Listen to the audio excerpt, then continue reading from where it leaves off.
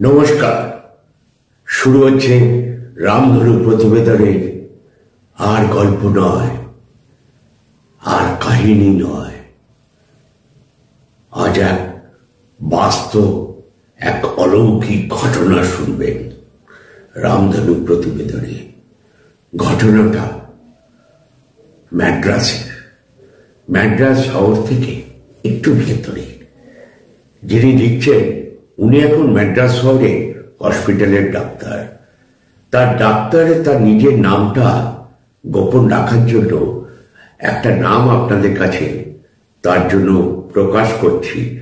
কারণ এই কারণে তিনি তার নিজস্ব পরিবারের এই ঘটনা, তাই বলেছিলেন আপনি বলতে পারেন, তাহলে আমার নামটা, আসল নাম বলবেন না। এই রিকোয়েস্টটা রেখেছেন, তাই আমি নামটা, ডাক্তারের নামটা অন্য নামে বললাম। ডাক্তারের নাম ডাক্তার আপ্পা রাও। এখন বয়স 35-36 বছর বয়স। ওনার বয়স যখন 7-8 বছর হবে তখন উনি ওর মাকে হারান। মানুষ করে ওর নিজের মাসি আপ্পা রাওকে মানুষ করে।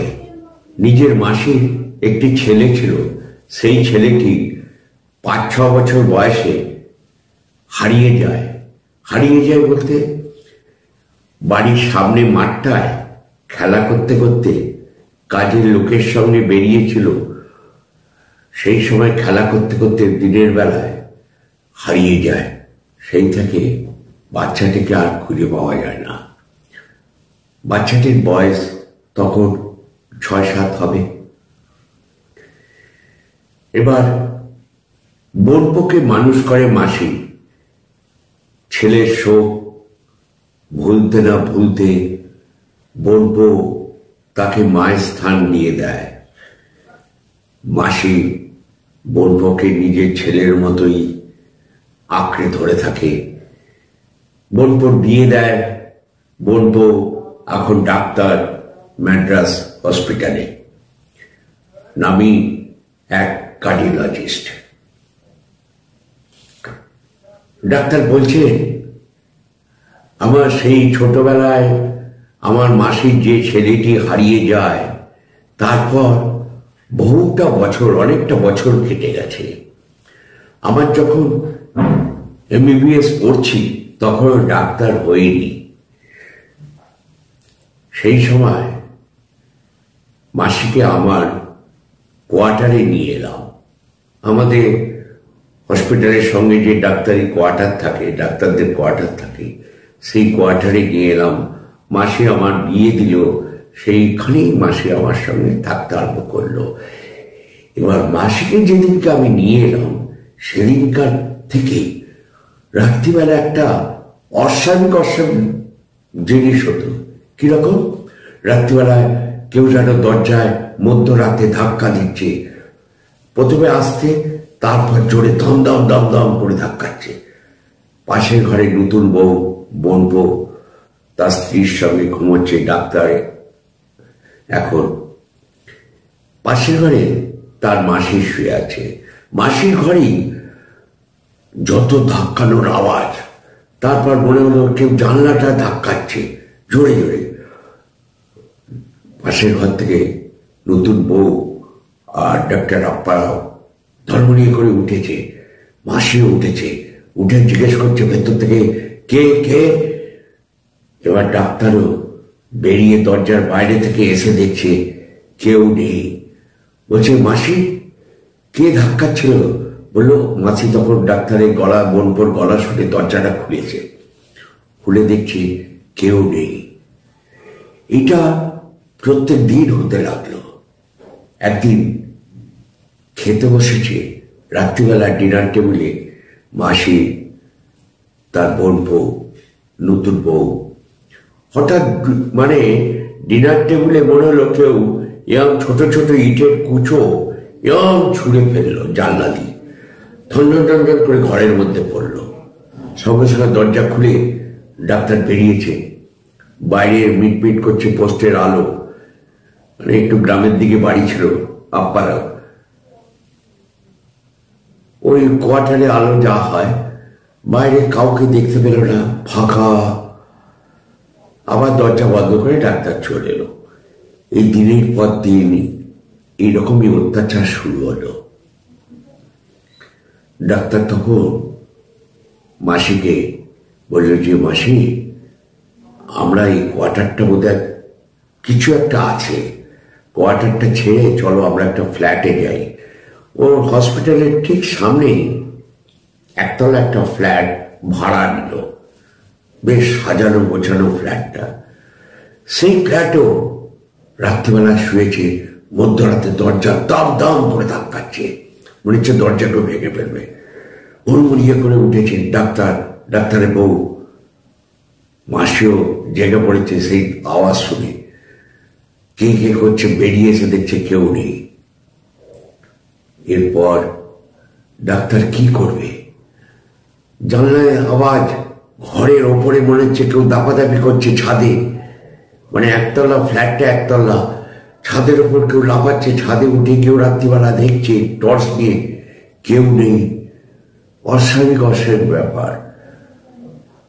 এবার ওই ডাক্তার ওইখানে, ওরা এইসব পূজা তান্ত্রিক এসব খুব মানত, তাই এক ওঝাকে ডেকেছে, তান্ত্রিক ওঝাকে। পুজো পাঠ করেছে। বলছে, আপনার বাড়িতে কিছু একটা আছে যে আপনার কাছে আসতে চাইছে। যে তাই? বলছে হ্যাঁ। তখন বলছে, একটা কাগজে আমি জানতে পারবো, আপনি একটা সাদা কাগজ দিন, একটা পেন দিন। ওঝাটা তখন ডাক্তারকে পাশে বসিয়েছে, ওর মাকে পাশে বসেছে, আর নতুন বউ একটা দিকে বসেছে। নতুন বউ বলল, দেখে ওইসব দেখে বললো, আমার ভয় লাগছে, আমি বসবো না। তাই ওই তিনজনে, তান্ত্রিক, মাসি আর ডাক্তার বসেছে। আর মাসির হাতে সাদা কাগজ আর ওই নীল রঙের ডট পেনটা দিয়েছে।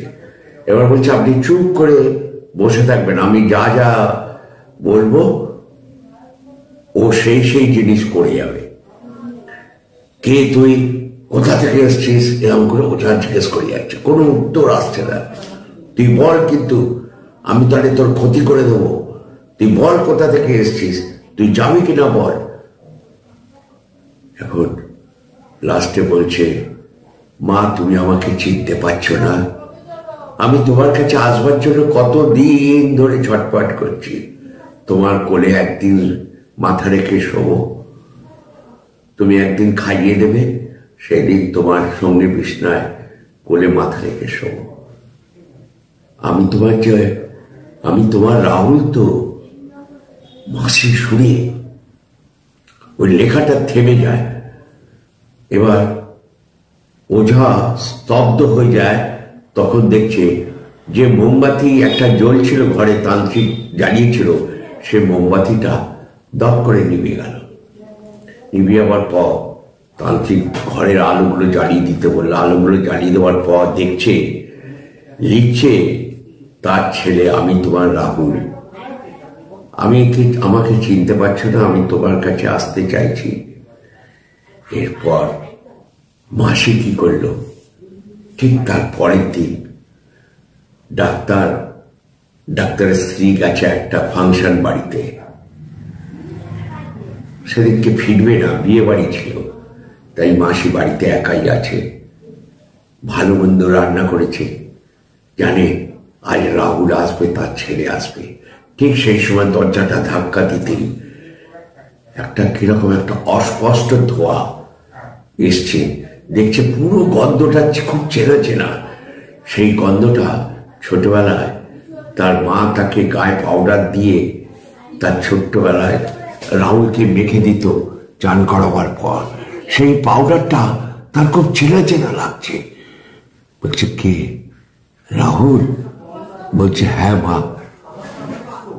আমার খুব খিদে পেয়েছে। বলল, আয়। বলে রাহুলকে অনেক কিছু রান্না করেছিল, রান্না করে ভাত মেখে খাইয়ে দিল। খাইয়ে দেওয়ার পর বলছে যে, মা, খুব ঘুম পেয়েছে আমার। মা পরের দিন, সেদিন রাত্রিবেলায় রাহুলকে নিয়ে শোয়ার পর ভোর রাতে দেখছে দরজাটা দিয়ে শুয়েছিল। ভোর রাতে উঠে দেখছে কোলে যে এইখানে মাথাটা রেখে রাহুল ঘুমোচ্ছিল, দেখছে এইখানে মাথাটা রাখার যে একটা চাপ অনুভব করেছিল। উঠে চমকে ওঠে, ভোরের আলো যখন ফুটেছে দেখছে রাহুল নেই।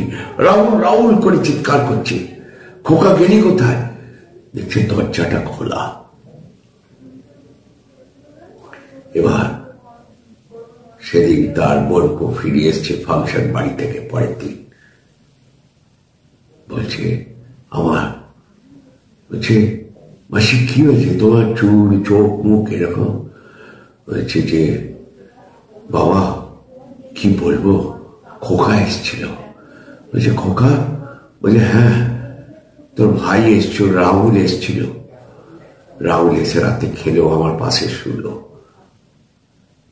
বললো মা আমি আসি, এবার অনেক দূর যেতে হবে, আর হয়তো দেখা হবে না। তারপর থেকে রাহুল আর কোনোদিন আসেনি। আজ প্রায় অনেকটা বছর পেরিয়ে গেল। আমি এখন পুরোপুরি ডাক্তার, 35-36 বছর বয়স। তখন আমার 26 এরকম বয়স হবে। তারপর থেকে আর কোনোদিন ডিস্টার্ব বলতে কিছু আমি অনুভব করিনি। এই ঘটনাটা ওই ডাক্তার লিখে পাঠিয়েছিল ইংরাজিতে, আমি বাংলায় অনুবাদ করে তোমাদের শোনালাম। বলছে এটা একদম সত্য বাস্তব ঘটনা, তার পরিবারে তার ফ্যামিলিতে হয়েছিল। যদি এই কাহিনী, এই গল্প নয়, এই ঘটনাটা আপনাদের ভালো লাগে তাহলে লাইক অতি অবশ্যই দেবেন, শেয়ার করতে ভুলবেন না। যারা এখনো সাবস্ক্রাইব করেনি আমার চ্যানেলকে অতি অবশ্যই সাবস্ক্রাইব করবেন। আপনাদের সাবস্ক্রাইবই আমার এক উপহার পাওনা। সবাই ভালো থাকবেন, নমস্কার।